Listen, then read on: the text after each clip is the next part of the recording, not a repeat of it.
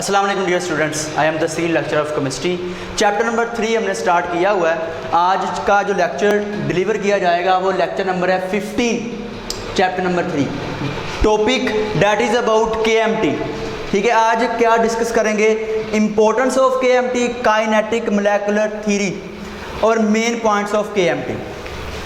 तो dear students, जो KMT है वो फिजिकल बिहेवियर ऑफ गैस को एक्सप्लेन करती है।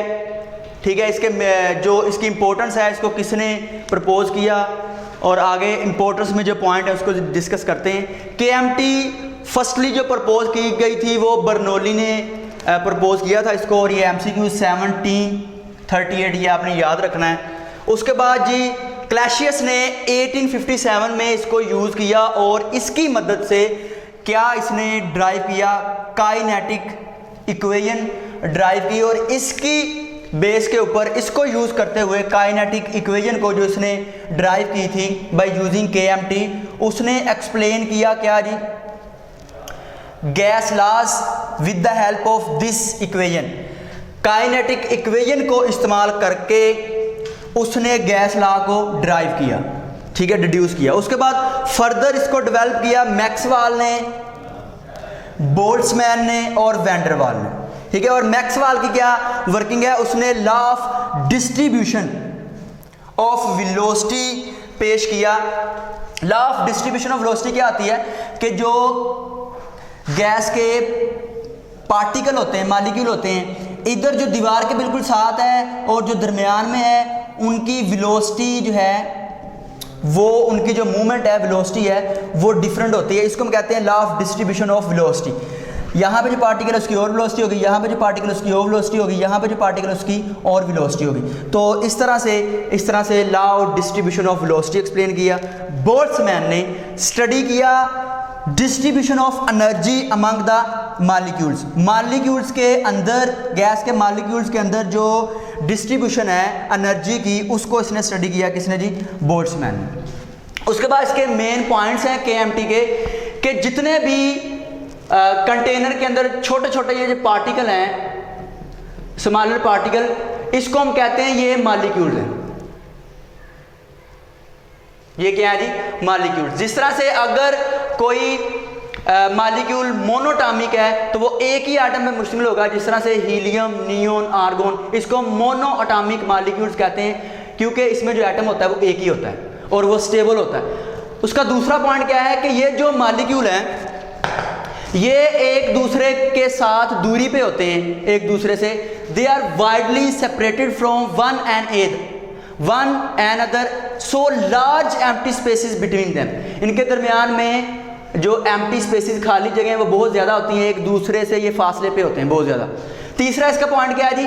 Actual volume of the gas molecules is negligible than as compare to the total volume of the gas के जो मॉलिक्यूल्स हैं, कंटेनर का हिसाब लगाया जाए तो इनका जो एक्चुअल वॉल्यूम है, ठीक है, गैस के मॉलिक्यूल्स का, गैस की निस्बत, total volume of the gas की निस्बत क्या है, वो इग्नोरेबल है, नेग्लिजिबल है। ठीक है, यानी कि इसको इग्नोर कर सकते हैं।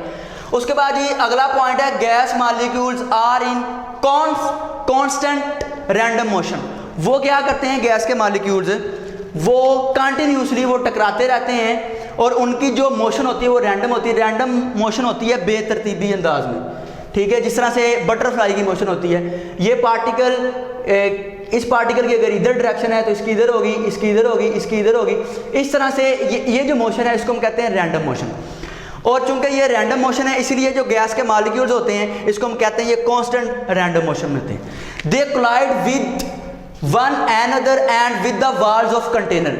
वो एक दूसरे के साथ भी टकराते हैं और वो कंटेनर की जो दीवारें हैं उसके साथ भी टकराते हैं। और जब वो टकराते हैं तो कहता है वो आपस में भी टकराते हैं और कंटेनर की दीवारों के साथ भी टकराते हैं। तो इस टकराव में ना तो एनर्जी लॉस होती है ना ही एनर्जी गेन होती है। इस कोलिजन को हम कहते हैं इलास्टिक। परफेक्टली जो इनकी कोलिजन होगी उसको हम क्या कहेंगे, वो इलास्टिक कोलिजन होगी, यानी कि जिसमें मोमेंटम और एनर्जी कंजर्व रहेगी। No loss of energy, no gain of energy, इसको हम कहते हैं परफेक्टली इलास्टिक कोलिजन। उसके बाद जब ये दीवारों पे टकराते हैं, कंटेनर की दीवारों पे जब ये टकराते हैं तो टकराते हुए ये क्या करते हैं कि ये फोर्स लगाते हैं और प्रेशर एक्सर्ट करते हैं, यानी कि force per unit area is called pressure. जिस तरह से ये मेरे पास एक एरिया है तो यहाँ पे मैं जो है वो फोर्स लगा रहा हूँ, तो इसको हम कहते हैं कि फोर्स पर यूनिट एरिया। तो इस तरह से दीवारों के ऊपर ये फोर्स लगाते हैं और फोर्स पर यूनिट एरिया को हम क्या कहते हैं, प्रेशर कहते हैं, यानी कि दीवारें के ऊपर प्रेशर एक्सर्ट करते हैं। There is no attractive forces among the gas molecules, कहता है कि गैस के जो मॉलिक्यूल्स हैं इनके दरमियान में कोई जो है वो अट्रैक्शन नहीं है। So every gas molecules behave independently, किसी एक गैस के मॉलिक्यूल का दूसरी गैस के मॉलिक्यूल के होने या ना होने से कोई फर्क नहीं पड़ता, ये बिहेव करती हैं एज इंडिपेंडेंटली, आज़ादाना। ठीक है, उसके बाद जी इनकी जो काइनेटिक एनर्जी होती है वो डायरेक्टली प्रोपोर्शनल होती है किसके, एब्सोल्यूट